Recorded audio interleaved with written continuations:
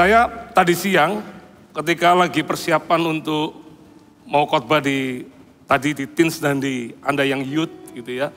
Tiba-tiba saya dilawat Tuhan gitu ya, sambil naikkan pujian, saya tiba-tiba menangis seperti seorang anak kecil tadi siang. Gara-garanya sederhana, apa yang membuat saya menangis adalah saya cuman berpikir bahwa Tuhan itu amat sangat baik gitu ya. Kalau mau kembali ke belakang lagi di hidup saya di masa lalu, kayaknya nggak menyangka bahwa saya bisa jadi seorang hamba Tuhan. Ya. By the way, tak kenal maka tak sayang. Ya, mungkin beberapa orang nggak kenal. Tadi saya masuk juga tadi nggak security-nya pun juga nggak kenal saya gitu ya. Dan memang pakai masker membuat orang juga nggak dikenal gitu ya. Tapi saya dulu adalah seperti Anda gitu ya. Dulu waktu itu masih di tempat yang lama gitu ya. Tahun 2000 saya ikut dalam kegerakan kita, anak-anak youth gitu ya. Saya tahun 2000 itu sudah bekerja di sebuah perusahaan.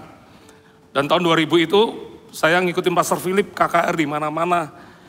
Saya pulang kerja nggak sempat mandi, ganti baju cepat gitu ya. Terus saya ikut KKR di kampus-kampus gitu ya. Jadi saya ikut di KKR kampus di mana-mana gitu ya. Saya jadi singernya di situ. Ya. Tadi sempat saya bercanda sama Yosua tadi. Yosua, kamu tahu lagu ini enggak? Enggak, ya belum lahir kayaknya zaman itu. Tapi lagu itu ngetren di waktu itu gitu ya. Ada lagu begitu tiada terkira pengorbanan yang kau beri di dalam hidupku. Cimayu pasti tahu, seangkatan. Tapi katanya saya lebih tua katanya. Sungguh adalah bukti kasihmu yang tak pernah berhenti. Terus saya apa ya? Mengalir dalamku kayak gitu ya. Itu senang banget gitu ya. Jadi saya singer pakai kaos gitu ya, lompat-lompat di situ. Terus Pastor Philip altar call, banyak orang lari ke depan. Saya terharu di singer itu, saya terharu banget. Dan saya nggak pernah bermimpi saya jadi hamba Tuhan. Saya nggak pernah bermimpi jadi pendeta, nggak ada dalam cita-cita saya nggak ada. Dulu kalau ditanya cita-citanya apa, insinyur, presiden, jadi pilot, itu zaman dulu, itu zaman saya. Sekarang kalau anak sekarang cita-citanya apa, YouTuber, betul ya? Enggak ya, salah ya. Anak saya cita-citanya apa? Nggak pernah sih, dulu saya juga nggak pernah punya cita-cita itu. Tapi anak saya yang kedua jadi pendeta gitu. Anak saya Owen umur 11 tahun. Tapi karena lihat YouTuber, langsung dia berkata apa, cita-citanya jadi 2 sekarang apa. Selain pendeta, YouTuber juga. Waduh, tapi terakhir dia ralat lagi enggak Pak, Owen mau jadi pendeta kayak Papa. Tapi saya nggak pernah bermimpi jadi pendeta. Nggak ada dalam sejarah di keluarga kami itu jadi hamba Tuhan itu nggak ada. Tadi siang saya dilawat Tuhan dan saya berkata Tuhan, thank God, Engkau membawaku sampai sejauh ini. Dan saya tahu bahwa sampai bisa menjadi seperti hari ini itu bukan karena kuat gagah kita. Bersyukur boleh adanya Pastor Philip menjadi papa rohani kami gitu ya. Beri kepercayaan di mana saat kami nggak bisa dipercaya seharusnya. Saya juga sama seperti Anda jadi seorang coach, pelayan baptisan gitu ya. Tiba-tiba Pastor Philip dan berkata, saya berdoa, saya dapat kamu gembalanya. Saya sampai tanya sama Pastor Philip maksudnya gimana? Kamu gembalanya? Iya maksudnya gimana itu? Loh kamu gembalanya? Mungkin Pastor Philip, ini orang mau tak ulek aja gitu ya. Enggak, Pastor Philip sabar ya. Dan saya tanya loh, memangnya gak ada gerejanya Pastor Philip? Gak ada, kamu yang merintis gereja. Ajaib ya, usia 25 tahun, gak pernah ada kurikulum vitae jadi seorang hamba Tuhan. Lulusan sekolah Paulus and Barnabas modul pertama ini, angkatan pertama. Ya, dan saya sampai berpikir, kalau ada gembalanya lebih baik, saya jadi apapun jangan jadi gembalanya gitu loh ya. Tapi Pastor Philip berkata, saya berdoa kamu gembalanya Sam. Ya ampun, saya duduk di kota Jember karena gereja pertama kami yang kami rintis itu di kota Jember. Saya duduk di situ sambil bertanya, Tuhan ini nggak salah orang ini. Ini Tuhan apa nggak salah nih saya ada di sini. Tapi Tuhan itu nggak pernah salah pilih seseorang saudara. Dari satu kota Jember, hari ini kami dipercaya kemarin minggu lalu dengan Pak Samuel Handoko, Sekum kita ke Kupang. Itu adalah mengubah status GMS satelit Kupang menjadi GMS Kupang. Karena untuk menjadi lokal, gereja lokal itu harus 200 minimal jemaat. GMS Kupang dirintis 7 bulan yang lalu, 7 bulan hari ini, mereka sudah menjadi angka 400 sekian kehadiran mereka dalam ibadah. Kasih tepuk tangan bagi Tuhan kita. Dan gereja GMS Kupang itu adalah gereja kita yang ke-16 yang dirintis. Di dalam tahun pandemi ini kita merintis 4 atau 5 gereja. Ya, Pasuruan kita rintis di masa pandemi. GMS Kupang itu dirintis tahun kemarin bulan Juni sebelum Delta naik. Puji Tuhan sudah masuk duluan di GMS Kupang. Begitu ada Delta, kita sudah menancapkan kaki di Kupang. Dan ada GMS Nusa Dua, Nusa Dua yang kita rintis. Ya, saya lupa satu lagi itu Mojokerto, itu dirintis juga di tahun pandemi. Misi kita itu adalah membangun 100 gereja. Saya dengan Pastor Lani akan membangun 100 gereja. Artinya ada 86 kota lagi yang belum kita bangun. Terakhir, beberapa waktu lalu kita sempat ngobrol-ngobrol sama teman kita di Hobart, di Australia. Ya, dan kita lagi mimpi bahwa di Australia nanti, nggak cuma ada Sydney, nanti ada Melbourne, ada teman-temannya di mana. Terakhir saya ditelepon sama seseorang pangkatnya letkol gitu ya. Dia berjemaat di Sidoarjo dulu kapten, sekarang menjadi letkol. Dia bilang, Pak Pastor Sam, saya kembali lagi ke regional Pastor Sam. Karena beliau sudah lama di Jakarta. Dia bilang, sekarang saya dapat sekolah lagi untuk S3, ambil doktor, dapat beasiswa di Australia. Saya tanya, kamu di mana? Di Wollongong. Saya bilang, oke, kamu di Wollongong, jangan lupa untuk satu ini. Apa? Merintis CG di situ. Siap Pastor Sam. Kita akan bangun CG. Saya tanya berapa tahun kamu di sana? Sekitar 3-4 tahun untuk doktor ini. Saya bilang, tak kasih PR. Pokoknya merintis CG. Nanti saya berdoa, nanti dari Wollongong muncul gereja Mawar Sharon juga. Oh, come on, kasih tepuk tangan bagi Tuhan kita. Ya. Dan saya bermimpi, someday, pemimpin-pemimpin gereja kita, itu nanti Anda semua. Loh, gak ada yang percaya. Masa gak ada yang amin? Mungkin Anda berkata, saya?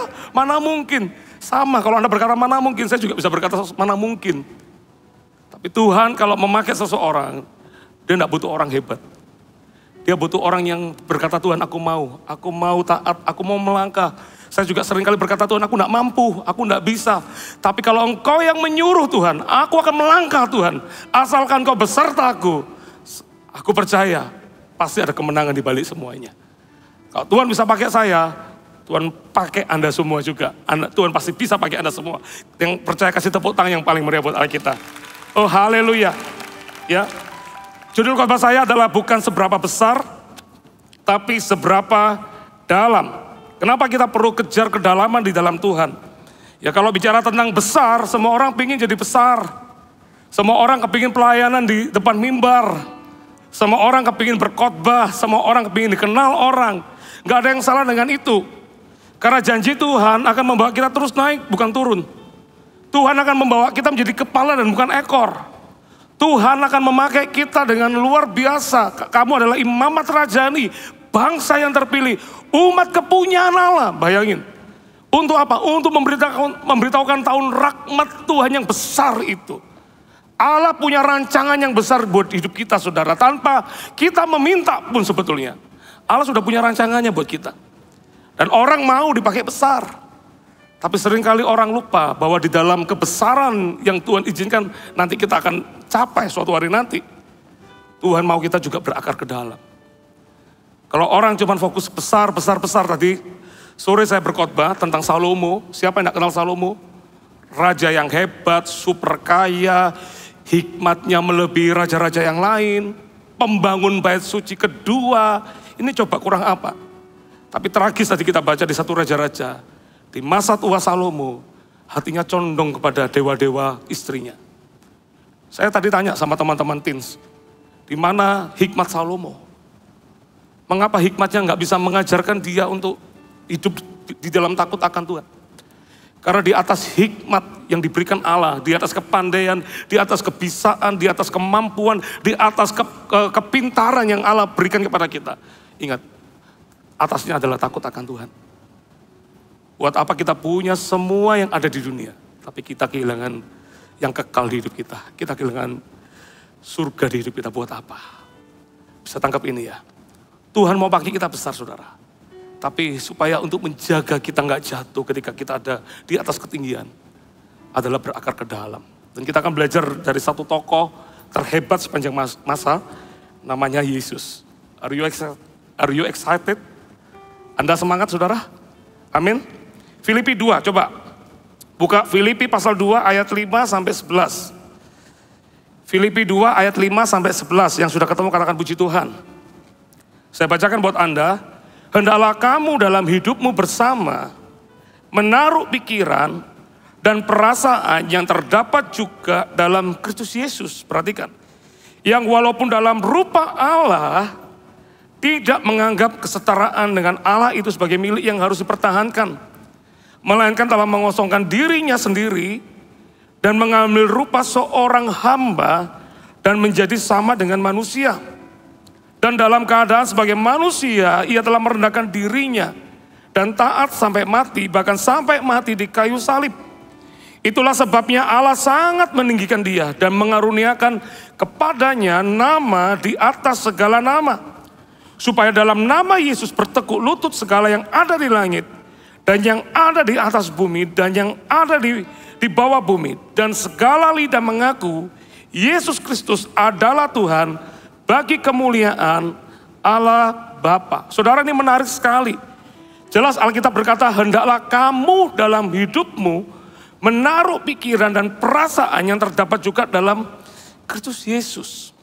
Apa yang menarik yang kita pelajari dari Tuhan Yesus? Siapa yang tahu Yesus itu melakukan pelayanannya berapa tahun? Ada yang tahu nggak? Bisa jawab nggak? Berapa tahun Yesus pelayanan? Kalau Anda tanya Pastor Sam, pelayanannya berapa tahun? ini tahun yang ke-20 di dalam melayani Tuhan. Ya. Nggak nyangka ya, makanya lagi makan bakso ketemu anak SMA, tiba-tiba kalau ketemu sama Pastor Lani, mari cek gitu. Begitu ketemu saya, mari su gitu. Ini mencekno ini ya. Emangnya saya papanya Celani? Ya. Jadi, tapi 20 tahun saya sudah melayani Tuhan sebagai full time. Dari seorang pekerja kantor, jadi seorang full time. Yesus itu cuma 3,5 tahun pelayanan. Dia melakukan mujizatnya 3,5 tahun. Menyembuhkan orang sakit, memberi makan orang banyak dengan 5 roti 2 ikan. Dengan 7 roti dia memberi 4.000 orang. Dia membangkitkan orang mati. Itu hanya 3,5 tahun di dalam pelayanan. Sebuah pertanyaan. Di mana Yesus sebelum dia melakukan pelayanan? Ada yang bisa jawab nggak? Di mana dia? Yesus ada di mana? Di rumah Yusuf, betul ya. Tapi coba Anda bayangin. Dia adalah Tuhan. Dia maha segalanya. Dia bisa melakukan segala sesuatu. Tapi di kitab Lukas ketika terjadi pernikahan di Kana, ketika terjadi sebuah masalah karena anggurnya habis. Di zaman dulu kalau waktu pesta, anggur itu harus ada. Itu sebagai puncak perayaan, jadi harus ada. Jadi anggur itu bahasa kita, bahasa keren kita adalah dieman-eman. Tapi ini case-nya sudah habis.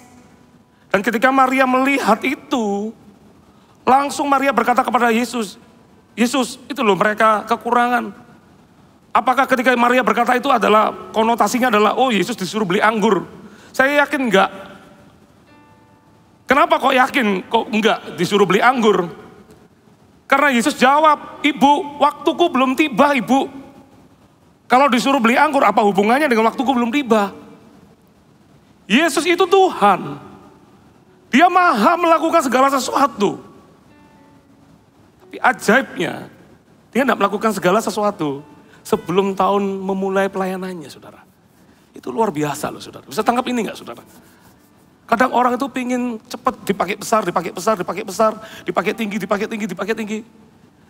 Orang kalau belajar kungfu aja, saya nggak belajar kungfu ya. Saya cuman sering mendengar aja. Orang kalau belajar kungfu, yang paling lama itu adalah latihan kuda-kuda. Betul nggak? Latihan kuda-kuda tahu nggak? Naik kuda itu loh. Bukan. Disuruh gini. Pernah lihat apa itu film apa tuh ya? Yang kakinya diangkat, Karate Kid ya. Kan disuruh untuk cuman pakai bajunya disuruh cantolkan, bajunya cantolkan. Terus pikir ini ngapain aku disuruh begini terus. Tapi itu penting, kaki itu penting. Supaya ketika Anda ditendang itu kaki Anda nggak mudah jatuh. Nah banyak orang itu kepingin dipakai besar terus. Nggak salah, saya dorong Anda dipakai besar. Tapi untuk menjaga Anda di sana itu perlu kaki-kaki yang kuat.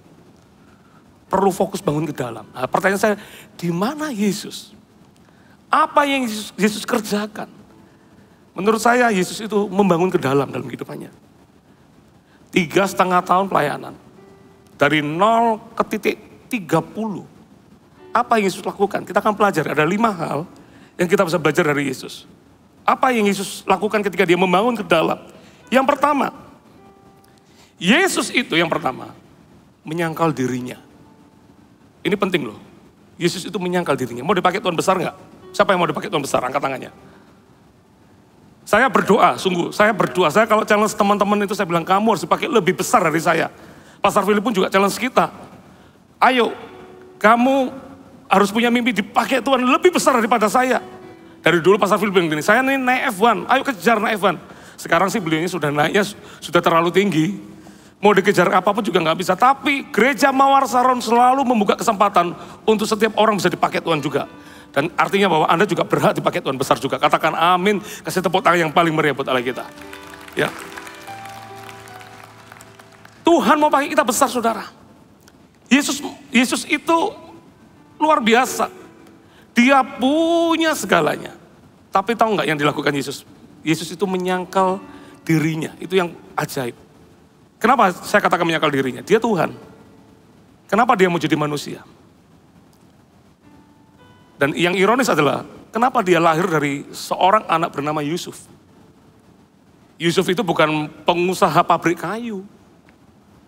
Yusuf tukang kayu. Mau melahirkan anaknya Yesus. Dikatakan dia cari tempat persalinan, nggak ada. Bukan nggak ada sebetulnya. Saya sudah 4 kali ke Israel, diajak ke sebuah tempat ini loh. Menurut adat, menurut ceritanya, Maria lahirnya di sini. Kenapa dia lahir di kandang palungan? Dikatakan bahwa tempat penginapannya penuh. Menurut saya, karena Maria nggak punya uang sebetulnya. Seandainya kalau dia punya uang, dia mungkin kalau nggak ada tempat pun, mungkin pemilik penginapan kalau ada uang, mungkin pemilik penginapan akan berkata, masih ada tempat yang paling terbaik yang saya punya. Di mana? Kamar saya sendiri. Karena Anda bayar mahal, kasih kamar saya sendiri. Gak apa-apa saya ngalah hari ini tidur di luar, gak apa-apa. Tidur di sofa atau apa, segala macam. Coba bayangin, Yesus lahir dari keluarga miskin. Saya kadang-kadang bertanya, Tuhan, kenapa engkau tidak lahir dari anak Herodes? Engkau tidak lahir dari yang punya kerajaan? Kan lebih gampang berita Injil disampaikan. Apa yang membuat Yesus datang ke dunia ini? Bahkan bukan orang yang dikenal sebetulnya. Dan satu kata ini muncul di hidup saya. Yesus itu menyangkal dirinya. Ini luar biasa. Tidak banyak orang bisa menyangkal dirinya loh. Makanya Tuhan berkata ini, barang siapa mau mengikut aku. Yang pertama-tama apa? Ia harus apa? Menyangkal dirinya, memikul salibnya, baru ikut aku.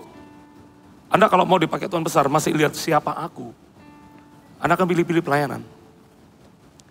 Anda kalau mau dipakai besar, terus Anda melihat status, masa saya, tidak pantas saya disuruh jadi asir atau disuruh jadi apa. No, saudara.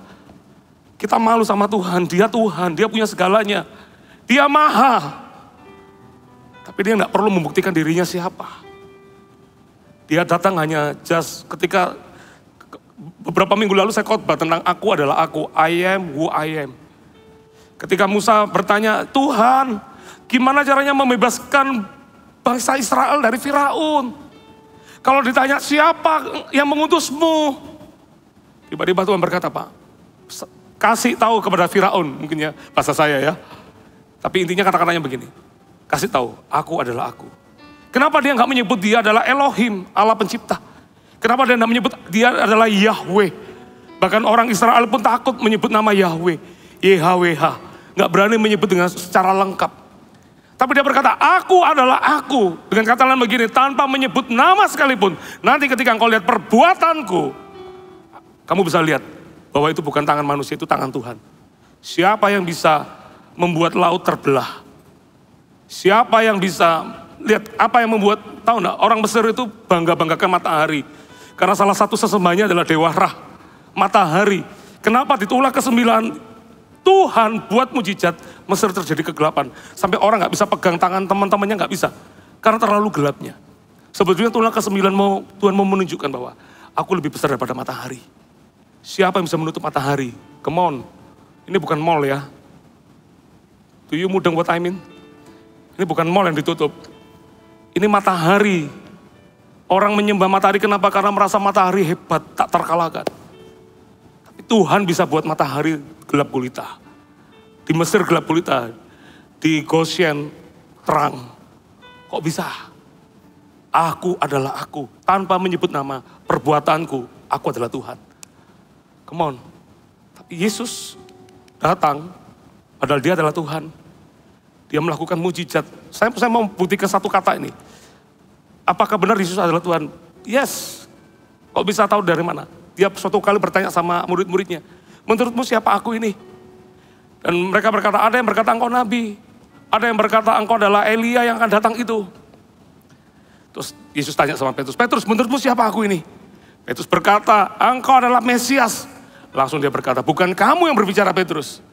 Tapi roh Tuhan Allah yang berbicara kepadamu. Dan sejak dari peristiwa itu, Yesus naik ke atas gunung yang tinggi. Yang diajak adalah Petrus, Yohanes, dan Yakobus. Masih ingat ceritanya? Di gunung yang tinggi, bukan gunung Bromo. Nggak disebut namanya, berarti nggak ada nama gunungnya. Jadi di gunung yang tinggi. Dan ketika di gunung yang tinggi, apa yang dilakukan oleh Yesus? Dia bertemu dengan 2 orang, masih ingat nggak? Pertama bertemu sama siapa? Masih ingat nggak? Dia bertemu dengan Musa. Kenapa Musa? Musa itu perlambangan hukum tertua di Israel. Orang Israel kalau lihat Musa seperti melihat Tuhan. Lihat, ingat 2 loh, batu. Hukum Allah yang pertama. Orang kalau lihat Musa itu lihat Allah. Makanya ketika Yesus ngomong tentang Musa, dianggap menghujat. Tapi Yesus panggil Musa karena dia lebih besar daripada hukum yang ada di dunia ini. Siapa dia? Ya dia adalah Allah, dia pembuat hukum itu. Yang kedua yang diajak ngomong siapa? Masih ingat? Samuel. Karena Samuel itu nabi yang hebat. Anda nggak protes? Bukan Samuel lah ya. Elia. Ingat nggak ceritanya? Halo? Elia. Kenapa Elia? Elia julukannya a man of fire. Manusia api. Dia minta api turun dari surga. Api dari surga itu turun, menyambar. Terjadi barbecue manusia pertama kali zaman Elia itu. Ketika Ahab menyuruh orang-orangnya 50 pasukan, hai abdi Allah turun. Dia berkata, engkau yang berkata aku abdi Allah. Kalau aku abdi Allah, biarkan api dari surga membakarmu. Langsung barbecue. Wagyu semua jadi manusia itu. 50 orang di wagyu. Ini orang hebat. Elia itu, saya ke Israel, orang-orang Yahudi bilang, nabi terhebat di Israel, itu namanya Elia. Dan dia panggil nabi terhebatnya Israel. Kenapa dia panggil nabi terhebat? Karena dia lebih tinggi dari nabi yang ada. Karena dia adalah Tuhan. Kembali lagi ke laptopnya ini ya. Apa yang Yesus lakukan ketika dia fokus ke dalam? Dia menyangkal dirinya. Coba bayangin ya. Saya kalau lihat ketika ada, bagi Yesus gampang nggak mengubah air jadi anggur. Pada akhirnya airnya berubah jadi anggur itu. Tapi yang nggak mudah dari apa yang Yesus lakukan adalah dia sangkal diri terus tiap hari. Saya ketika baca itu saya terharu. Saya berdoa, suatu kali nanti kalau saya meninggal, saya sudah ngomong sama istri saya. Kalau saya meninggal nanti dikenal sebagai 2 aja wis apa? Sebagai seorang suami yang mengasihi istrinya. Yang kedua adalah sebagai seorang papa yang jadi teladan yang baik buat anak-anaknya, itu aja. Saya nggak mau dikenal sebagai seorang gembala, gereja mungkin kalau Tuhan izinkan terjadi, di zaman saya 100 gereja dibangun, seandainya itu terjadi nanti, ya pasti terjadi sih. Tapi nanti di akhir hidup saya, di nisan saya cuma ditulis aja, seorang papa yang jadi teladan yang baik buat anak-anaknya. Seorang suami yang mencinta istrinya, hanya itu aja, that's it. Saya ngomong sama teman-teman jemaat di Sidoarjo, kalau sampai Pastor Lani lupa, atau mungkin Pastor Lani berkata, nggak seperti itu, ya sudah nggak usah ditulis nisan seperti itu. Tapi kalau seandainya lupa tolong diingetin ya, saya pengen dikenal itu aja. Saya nggak mau dikenal sebagai yang lain. Tahu nggak, Mau dipakai sebesar apapun, seluar biasa apapun, saya ngomong sama diri saya. Kamu bisa menyangkal dirimu, Sam. You are nothing. Kamu bukan siapa-siapa tanpa Tuhan. Kalau kita mau sombong, Yesus bisa lebih sombong sebetulnya. Tapi dia nggak lakukan itu. Dia memberi teladan bagi kita, saudara. Amin. Ini antara amin dan aman saya nggak dengar loh. Amin, saudara. Sangkal diri. Yesus sangkal dirinya. Tadi saya ngomong sama teman-teman di teens. Kenapa Maria berkata bahwa apapun yang disuruh Yesus perbuat, perbuatlah itu. Yesus sudah bilang, ibu waktuku belum tiba. Loh, terus Maria kok agak sedikit memaksa ya. Kenapa dia memaksa? Ini my opinion, berandai-andai ini. Jangan-jangan, kan Yesus tetap adalah Tuhan. Jangan-jangan mungkin suatu kali Maria lagi masak, mungkin garamnya habis. Tiba-tiba ada bubuk yang lain, disentuh sama Tuhan, jadi berubah. Jadi mungkin dia butuh garam, itu gulanya dirubah jadi garam. Ini my opinion, enggak ada ceritanya, enggak ada loh ya. Tapi ini cuma untuk mempermudah aja. Tapi pertanyaan saya gini, apa enggak ada mujizat satupun sih yang Yesus lakukan? Saya yakin pasti tetap ada. Makanya Maria berkata, Yesus itu loh, butuh anggur, tolong diubah itu. Tapi Yesus berkata, waktuku belum tiba, ibu. Tapi hebat ya Yesus ya. Dia sangkal diri. Dia Tuhan, jadi manusia. Dia Tuhan, dia yang dikorbankan. Harusnya kalau dia Tuhan yang menyelamatkan kita, dia disembah-sembah dong. Dicintai, disayangi. Ya kan, jangan dijual. Jangan dimakotai duri. Jangan dikata-katain, katanya bisa menyelamatkan kami. Selamatkan diri sendiri aja nggak bisa. Coba. Kalau dia nggak sangkal dirinya, gagal keselamatan kita semua. Waktu di kayu salib, dia tidak berkata, Bapak hakimi mereka, enggak. Bapak hukum mereka yang telah menghajarku, enggak. Bapak ampunilah mereka, karena mereka nggak tahu apa yang mereka perbuat. Wow. Sangkal diri. Oh, seandainya kita semua bisa menyangkal diri kita, Gereja Mawar Saron akan luar biasa. Orang-orangnya dipakai Tuhan semua, karena semua orang menyangkal dirinya. C, suruh apapun, tak kerjain. Disuruh melayani apa, aku mau C. Apapun, mau beri yang terbaik. Karena Tuhan layak terima yang terbaik. Anda setuju dengan saya, kasih tepuk tangan yang paling meriah buat Allah kita. Yang kedua, apa Yesus lakukan? Yang kedua adalah Yesus itu membangun kehidupannya dengan dasar firman. Coba lihat Lukas 2 ayat 46. Lukas 2 ayat 46. Coba kita buka.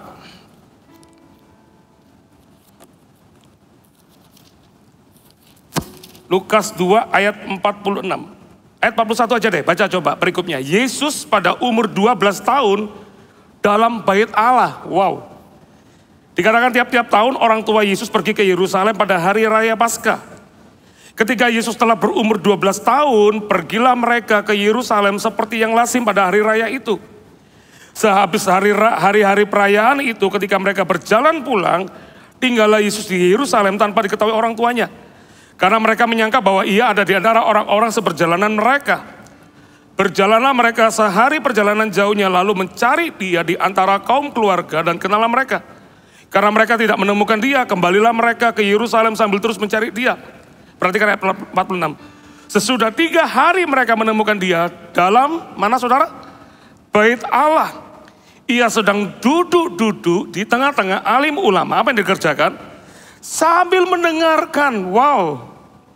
12 tahun. Aneh ya.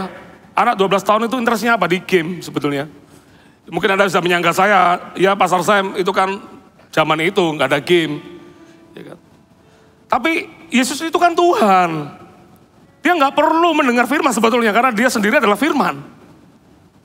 Tapi kenapa dia 12 tahun dia ada di bait Allah, papa mamanya pulang, dia nggak pulang. Wow. Siapa yang di sini yang ke gereja? Ini kok nggak mari-marin ya?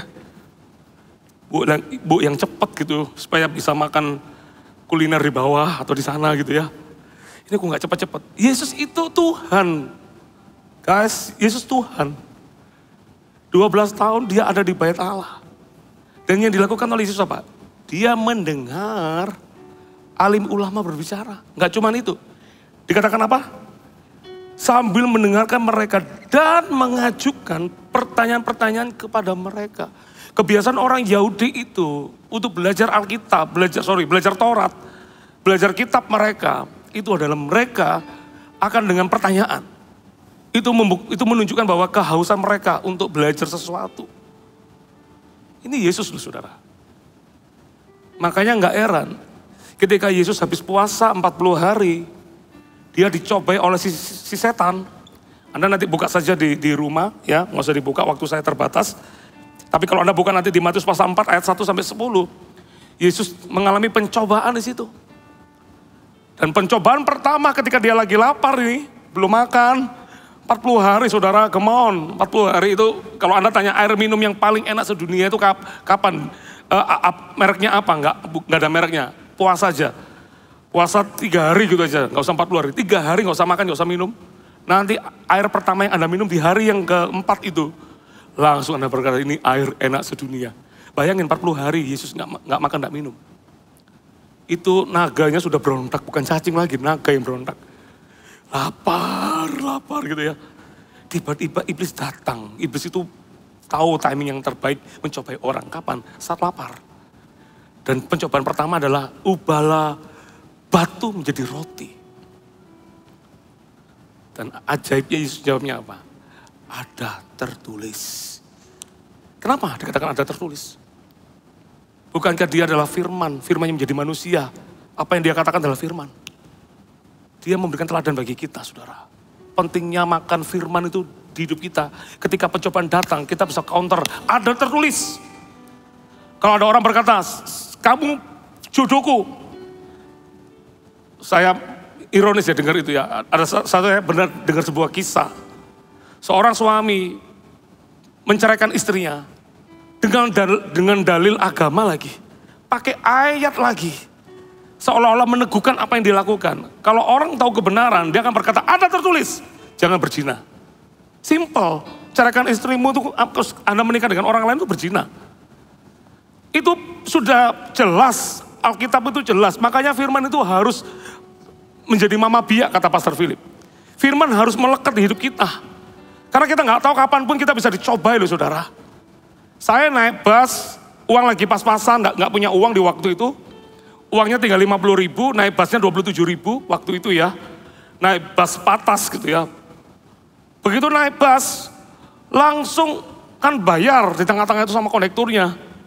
Ketika bayar itu, saya kasih uang saya jelas 50.000 karena itu hanya uang selembar saya di waktu itu. Dan kondekturnya bilang nanti ya kembalinya, oh ya nggak apa-apa, sudah. Akhirnya dia habis tagih semua orang, kembali. Lah saya pas kembali ke saya lagi, dikasih uang kembalian. Uang saya berapa tadi? 50.000, betul ya? Betul ya? Lah saya dikasih kembalian 73.000. Begitu terima 73.000, waduh Tuhan tahu saya nggak punya uang gini. Sudah naik bus gratis, bonus lagi 23.000 rupiah. Haleluya enggak? Anda haleluya, dia halilintar. Nanti totalan terakhir sama super busnya loh, ini uangnya siapa yang kurang gini? Dia yang tombok itu. Saya bilang, Pak maaf. Ya kenapa? Keliru Pak, uang saya 50.000. Tahu nggak? Enggak, saya tahu kamu 100.000. Coba bayangin. Nah Tuhan bukan salah saya kan? Saya sudah ngomong loh kebenaran. Jangan mengingini milik orang lain. Simple. Saya bilang enggak Pak, tetap uang saya 50.000, Bapak keliru. Udah, jangan ditambah-tambahi. Yesus itu, kenapa dia dicobai, dia enggak jatuh saudara. Karena dia berakar dalam firman, dia kuat. Kadang kita mau menjadi orang kuat. Berapa banyak yang kita cinta firman. Baca firman, ngantuk datang. Baca firman enggak mudeng-mudeng saya itu. Saya enggak bisa baca firman. Baca. Yesus Tuhan aja dia mendengarkan firman. Masa kita, anaknya kita enggak lakukan hal yang sama. Mau berakar kuat, mau membangun ke dalam, bangun firman seperti Yesus. Halo katakan amin. acara gereja, acara-acara, oh ini berharga loh, kita bisa onsite, ini berharga. Ya kan? Kasih karunia. Pastor Philip dengan STB-nya Satu Teduh Bersama itu sangat viral di mana-mana, sangat jadi berkat bagi kita semua. Kita berdua punya program namanya Firman dan Doa tiap Kamis. Dan tiap Kamis itu buka masker, meresikokan diri sebetulnya. Karena semua orang kan maskeran, kita yang nggak maskeran itu meresikokan diri sebetulnya.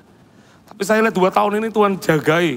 Bahkan tadi sebelum khotbah di sini saya di antigen juga. Ya kan, makanya hidung saya sebelah kanan agak dol kelihatannya. Sering di antigen orang ini ya. Di antigen, tapi saya ngeliat 2 tahun ini kasih karunia gitu loh. Dan yang buat kita semangat itu apa? Banyak orang berkata bahwa thank you. Ada beberapa orang berkata ini, saya ini sejak masa pandemi ini buat kerohanian saya lebih meningkat. Tapi yang lain juga ada yang berkata tambah hilang. Tapi dia lebih meningkat, kenapa? Karena dalam satu hari Minggu, kita tuh bisa dengarkan 4-5 khotbah, bayangin. STB aja ada 2, Satu Teduh Bersama. Rabu dan Sabtu. Ditambah punya kita 1-3. Hari Minggu, kadang orang nggak cukup dengar khotbah 1, apalagi Pastor Philip besok. Langsung dengar, saya ajak kalau Pastor Philip yang khotbah gitu. Dengerin khotbahnya, paling nggak minim 3 didengerin. Bersambungnya Pastor Philip, karena pasti dapat sesuatu di situ. Yesus itu Tuhan. Dia makan firman. Coba tanya kiri kanan, how about you? Bagaimana dengan kita? Halo, mau makan firman? Yang ketiga, dengan cepat aja. Waktu saya tinggal 11 jam. 11 menit. Yang ketiga, apa yang Yesus lakukan? Yesus itu disiplin rohani. Wow. Markus 6 ayat 46, coba dibaca. Markus 6 ayat 46, saya bacakan buat Anda. Setelah ia berpisah dari mereka, ia pergi ke bukit untuk berdoa. Ya, setelah ia berpisah dari mereka itu dari peristiwa apa, saudara? Masih ingat nggak? Dibaca ayat berikutnya. Dia baru melakukan sebuah pekerjaan yang besar. Apa? Setelah berkhotbah, buat mujizat, membagi 5 roti 2 ikan, kasih makannya nggak main-main lagi. Pernah punya resepsi mengundang 5.000 orang? Kalau Anda cuman jadi pengantinnya, itu pun aja capek. Tapi kalau Anda yang penyaji makanan, itu lebih capek lagi, saudara. 5.000 itu kan laki-laki, belum lagi yang wanita dan anak-anaknya nggak tercatat. Kenapa lebih gampang menyebut 5.000 laki-laki? Karena laki-laki yang kepala sukunya aja. Dari suku ini, terus ini kepala ini, dari kaum ini lebih gampang melihatnya. 5.000, Yesus memecah-mecah. Kalau bukan Yesus yang memecah-mecah itu nggak jadi mujizat. 5 roti 2 ikan punya anak kecil mana bisa cukup masih makan sebegitu banyaknya. Yesus pecahkan roti sendiri itu, dibagikan lewat murid-muridnya, mujizat terjadi. Dan harusnya habis melakukan mujizat itu, kita tinggal afterglow-nya dan berkata, thank you, sudah dipakai Tuhan. Waktunya bubuk, betul ya? Waktunya tidur, mikir-mikir tadi, waduh luar biasa ya mujizatnya ya, waduh hebat ya. Yesus nggak begitu, saudara. Dia naik ke bukit lagi. Ngapain sih naik ke bukit? Kok ada harga yang dibayar dulu? Dan ngapain Yesus? Yesus bertemu dengan Bapa. Dia disiplin rohani loh. Kadang kita bisa pulang pelayanan, kita merasa sudah melayani. Makanya beda. Yang pertama Tuhan memanggil kita adalah untuk mencintai Tuhan. Itu bukan bicara tentang pelayanan. Tapi tentang perubahan hidup kita, saudara. Ketika nggak ada orang lain melihat, kita punya jam-jam intim bersama Tuhan. Ubah hatiku seperti hatimu. Naikkan lagu. Kudus berkenan bagimu. Datang ke Tuhan sendiri. Bagaikan emas yang murni. Bentuk hatiku. Datang ke Tuhan, Tuhan koreksi. Selalu datang ke Tuhan, Tuhan jamah hatiku, jamah hidupku. Yesus itu lakukan itu. Dia datang kepada Bapa. Dia bersekutu dengan Bapa. Beda dengan kita manusia penuh dengan dosa. Bisa saja kita melakukan dosa yang kita nggak sadari, kita bisa lakukan. Makanya kita perlu bertemu dengan Tuhan. Dikoreksi, ajar kami, jagai kami. Tapi Yesus nggak perlu itu. Tapi Yesus tetap punya jam-jam intim bersama Tuhan. Makanya nggak heran Yesus itu ditinggikan. Karena dia disiplin rohani. Yang keempat, dengan cepat aja waktu saya sudah mau habis. Yang keempat adalah, Anda dapat sesuatu nggak saudara?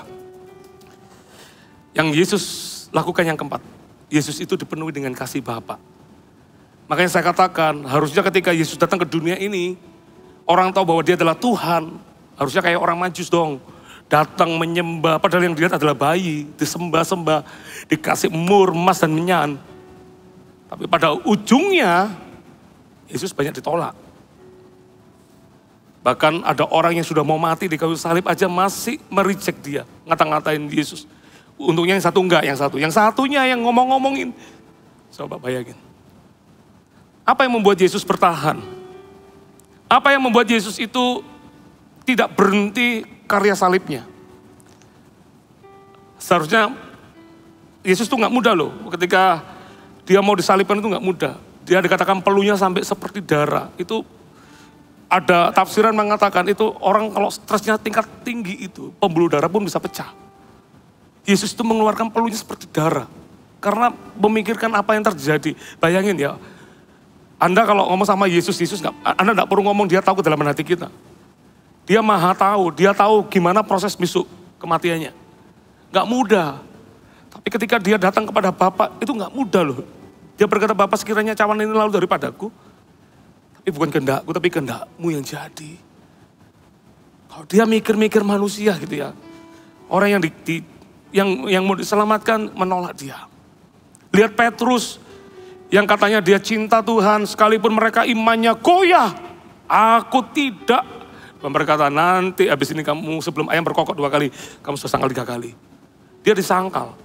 Dia dijual bukan oleh orang lain, dia dijual oleh muridnya sendiri namanya Yudas. Tapi apa yang membuat Yesus tetap bertahan di dalam pencobaan itu? Karena bagi Yesus, masih ingat satu ayat dikatakan di dalam Matius pasal 3, ayat 16, ayat 17, dikatakan sesudah dibaptis, Yesus segera keluar dari air dan pada waktu itu juga, langit terbuka dan ia melihat roh Allah seperti burung merpati turun ke atasnya. Perhatikan kata-kata ini. Lalu terdengarlah suara dari surga yang mengatakan, inilah anakku yang kukasihi, kepadanya lah aku berkenan. Bagi Yesus kata-kata itu cukup. Makanya dalam hidup kita mengikut Tuhan, Anda perlu pegang satu aja. Yesus mengasihi kita, itu aja. Di mana bukti dia mengasihi kita? Dia menyerahkan nyawanya bagi kita. Itu cukup, lebih dari cukup. Nggak usah minta yang lain. Jangan tanya, Tuhan tapi kenapa aku mengalami ini? Kenapa? Itu nggak sebanding dengan apa yang Yesus telah berikan kepada kita. Yang Yesus alami itu nggak mudah. Dia mengalami penolakan. Dia ketika yang paling berat itu katanya adalah ketika dia berkata, Eli, Eli, lama sabatani. Tuh Allahku, Allahku, di manakah engkau? Di manakah engkau? Yang paling berat adalah seolah-olah Bapak itu menjauh darinya. Itu yang paling berat. Dia terpisah dari Bapak. Itu yang paling gak mudah bagi Yesus. Tapi, tahu enggak? Dia tapi gak bertanya, Bapak, katanya engkau mengasihi aku. Kenapa aku yang dikorbankan? Katanya engkau mengasihi aku, kenapa aku yang disalib? Ini saya gak ngomong tentang Trinitas ya. Tapi Anda bisa bayangkan. Dia gak pernah bertanya tentang Bapak. Kenapa dia gak percaya sama Bapak? Karena dia tahu bahwa kasih Bapak itu cukup bagi dia. Ketika Bapak berkata, inilah anak yang kukasihi, that is enough. Itu sudah cukup bagi dia. Jangan bertanya dalam hidup Anda. Dalam hidup saya, saudara, jangan bilang bahwa saya ditanya sama seseorang, pastor saya punya masalah enggak? Ini kan menghina. Emangnya pendeta bukan manusia, bukan ya? Pendeta kan manusia. Ada masalah juga, ada juga. Tapi dalam masalah sekalipun, satu yang kita tahu, Bapak mengasihi kita, itu cukup. Masalah itu bukan membuat kita tambah jatuh, membuat kita tambah naik lagi. Itu masalah. Pentingnya satu, dipenuhi dengan kasih Bapak. Amin, saudara. Kalau Anda dipenuhi dengan kasih Tuhan, Anda tidak perlu lakukan apapun, Anda tidak perlu membuktikan diri. Daud pun mengalami hal yang tidak enak. Dia ditolak oleh ayahnya. Tapi dia berkata, sekalipun ayahku dan ibuku meninggalkan aku. Namun engkau Tuhan tidak sekali-kali pun meninggalkan aku. Kalau bilang orang kepahitan, ini orang bisa kepahitan, mudah kepahitan. Tapi hebat ini orang. Dia tidak mau pahit dalam hidupnya. Meskipun banyak tertolak, orang tuanya menolak dia, mertuanya mau bunuh dia. Coba, mana ada yang mengalami seperti Daud. Tapi Daud berkata, tetap Allah, engkaulah gunung batuku. Kepada Allah dia nggak pernah curiga. Dia selalu percaya bagi dia Allah sudah segalanya. Allah itu baik. Itu penting bagi kita saudara. Kalau Anda dan saya dipenuhi dengan kasih Tuhan, mau ngalami situasi apapun, tidak mudah membuat kita goyah. Karena kita tahu, Tuhan mengasihiku, itu cukup. Dan kalau Anda punya itu, Anda bertolak ke dalam, Tuhan akan bawa Anda ke atas. Katakan amin. Saya rasa cukup dengan 4 poin ini. Anda diberkati Tuhan, dapat sesuatu, kasih tepuk tangan bagi Tuhan kita.